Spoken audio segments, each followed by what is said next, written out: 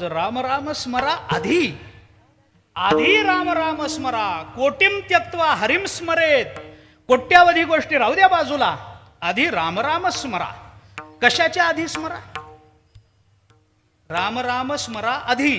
कशाच्या आधी सांगतो तुम्हाला, ऐका. सांगतो कशाच्या आधी ते ऐका. सकाळी जाग आल्यानंतर डोळे उघडायच्या आधी राम राम स्मरा. डोळे उघडल्यानंतर उठून बसायच्या आधी राम राम स्मरा. उठून बसल्यावर पलंगावरून पाय खाली सोडायच्या आधी राम राम स्मरा. पाय खाली सोडल्यावर उठून उभं राहायच्या आधी राम राम स्मरा. पहिलं पाऊल टाकायच्या आधी राम राम स्मरा. खुर्चीवर बसल्यावर टेबला खालून घ्यायच्या आधी, त्याच्या आधी ऑफिस मधून घरी यायच्या आधी राम राम स्मरा. घरी आल्यावर चप्पल काढायच्या आधी राम राम स्मरा. चप्पल काढून चहा घ्यायच्या आधी राम राम स्मरा. बायकोला बोलायच्या आधी राम राम स्मरा. बायको बोलायच्या आधी राम राम राम स्मरा. नाही का? संध्याकाळी मुलांना काही शिकवायचं असेल तर त्यांनाही हेच शिकवलं पाहिजे, राम राम स्मरा आधी.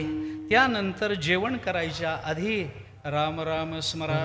अंथरुणावर पडायच्या आधी राम राम स्मरा. डोळा लागायच्या आधी राम राम स्मरा.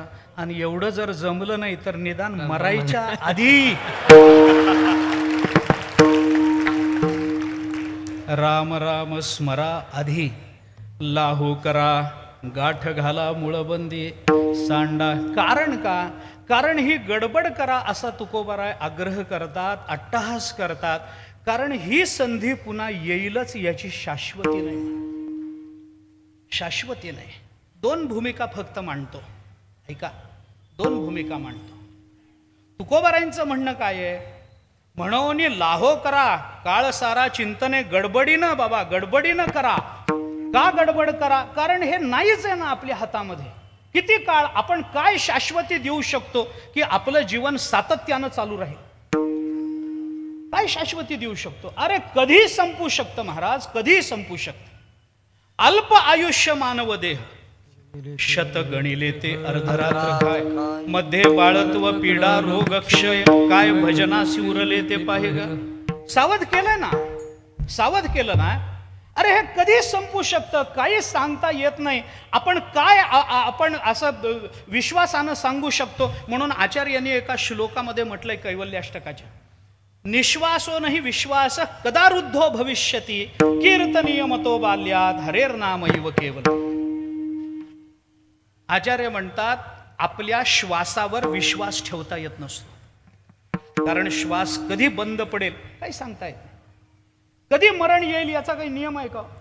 कधी मरण येईल, कधी येऊ शकतं. आता कीर्तन झाल्यावर इथून जाता जाता इथं कोपऱ्यावर येणार नाही कशावरून?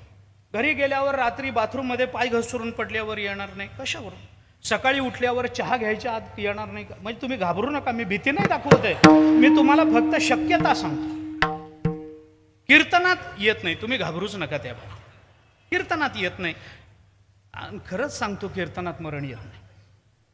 कीर्तनात मरण यावं एवढं पुण्य आहे कुणाजवळ? तुम्ही चिंताच करू नका त्याची, येतच नाही. जाऊ द्या, जाऊ द्या. तुम्हाला बाकीचा विचार करायचा नाही, सोडून द्या. सदा काळ गणना करी आयुष्याची, कथेची वेळेची आज्ञा नाही तुकोबारायांनी बोलून दाखवलंय आपल्याला. सोडून द्या. कधी मरण येईल काय सांगता येतं मला सांगा ना? काय सांगता येतं? काही असं निश्चित सांगता येत नाही. कुठेही कुठल्याही वेळेला कोणत्याही रूपामध्ये कोणताही क्षण आपल्या जीवनाचा शेवटचा क्षण असू शकतो.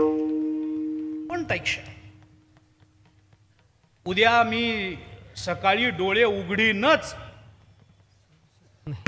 त्याच्यात वयाचा संबंध नाही, ज्ञानाचा संबंध नाही, फक्त प्रारब्ध संपणं एवढाच विषय, विस्तार करत नाही.